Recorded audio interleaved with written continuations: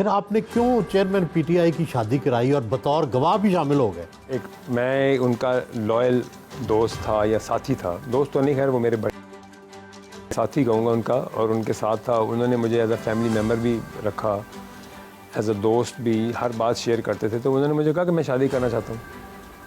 मैंने कहा आप खुश हैं? तो आप, मुझे हैरानगी तो हुई, लेकिन उन्होंने कहा कि मैं चाहता हूँ कि मैं आपको बताऊँ और मैं उनसे शादी करना चाहता हूँ। तो आप गवाह बन गए? और मुझे उन्होंने कहा कि आप हम जाएंगे और हमने शादी, मैं शादी कर रहा हूँ। मैं कहा जी आप खुश हैं? आप जानते थे पहले बुशरा बीबी को? जी, मैं मिल चुका था काफ़ी दफ़ा इनके साथ, और काफ़ी वो पहले आके रहती भी थी वहाँ बनी गाला में? नहीं रहा तो नहीं उन्होंने, लेकिन रही तो आके निकाह के बाद ही। लेकिन इनका मिलना जुलना हमारा जो था वो, क्योंकि वो कहते थे कि मुझे ये रूहानियत का है इनका एक, और दीन में है, तो मुझे, क्योंकि ये डिस्टर्ब थे, यानी मेरी किसी की पर्सनल चीज़ है, लेकिन मैं ये उनकी बता रहा हूँ कि करीब आने की वजह भी ये थी।